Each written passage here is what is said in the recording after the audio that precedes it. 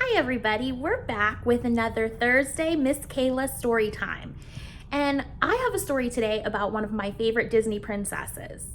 It's Cinderella. I've always loved Cinderella since I was a little girl. I always wanted to wear her blue dress and have a glass slipper. And my hair color's the same as hers too, so she was always my favorite. And I know a lot of you like some of the Disney princesses, and even if you don't, it's a pretty cool story I'm gonna show you today. So today's story is Cinderella and the Sapphire ring. And sapphire is a beautiful blue gemstone that actually is, I think, the month of September's gemstone for their birthstone. So if you're a September birthday, this sapphire ring would mean a lot to you. All right, let's find out what happens in the story.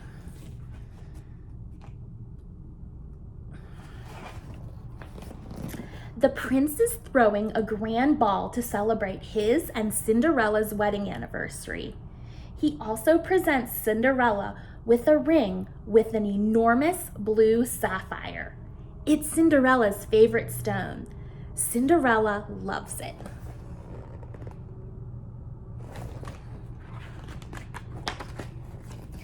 The ring is a bit too big and it slips off of Cinderella's dainty finger.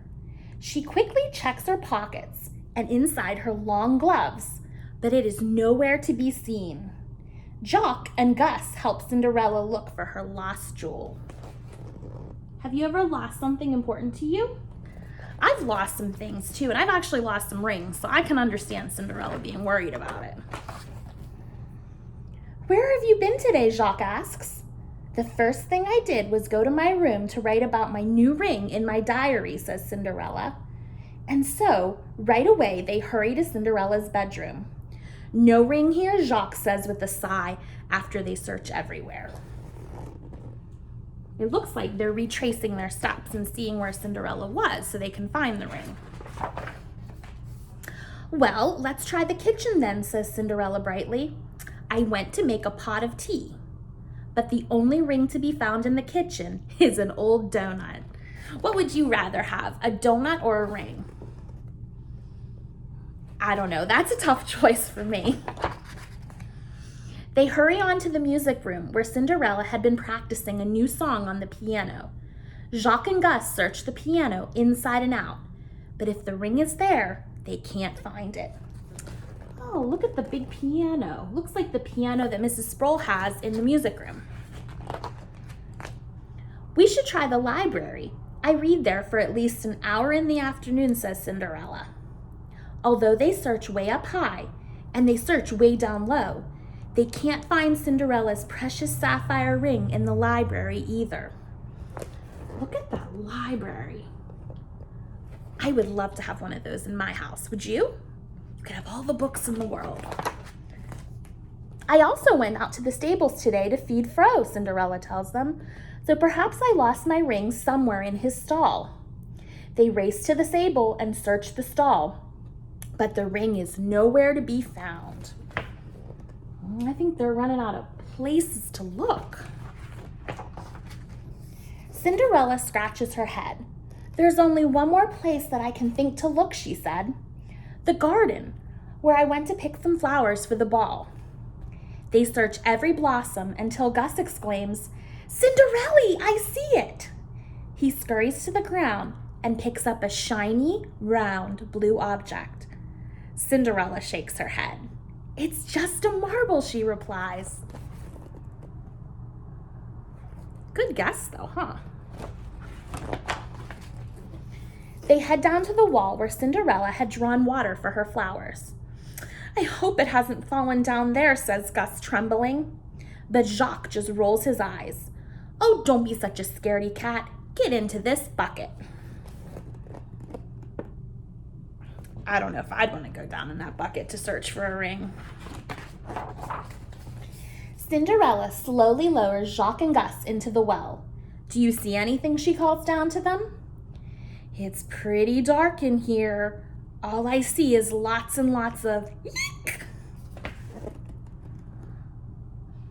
Oh goodness, what did they see? Cinderella pulls up the bucket as fast as she can. Thank goodness you're okay, she says with a sigh. Tell me, what did you poor darling see? Nothing, says Gus slyly, but Cinderella's ring. My heroes, cries Cinderella, you found it, and just in time. Jacques and Gus saved the day. That night at the anniversary ball, the guests toast the happy married couple. But Cinderella and the prince raise their glasses to their guests of honor, Gus and Jacques, and remind themselves how lucky they are to have such wonderful and devoted little friends. The end. But actually, at the end of the book, I think some of you guys might like this. It is called Cinderella's Steps to Being a Princess. Let's see what they are. Number 1, be kind to people and animals. That's important. Share with others. We do that a lot in our classroom. Always be polite. You should always try to say please and thank you when people give you things. Smile, sing, and dance. Oh, those are important things. Smiling is important, and singing and dancing are important too, but if you don't want to sing and dance, that's okay too. Keep learning new things. I love that. It's always good to try new things and learn new things. And last, wear lots of glittery jewelry. Now, that's not really important in being a princess, but it is fun too. So if you want to wear lots of glittery jewelry, like me or other people, sure, you can. But if you don't want to, you don't have to. You're still fabulous no matter what you do. Have a great Thursday. I'm so glad you joined me at Story Time, and I'll see you for another one next week. Bye, guys.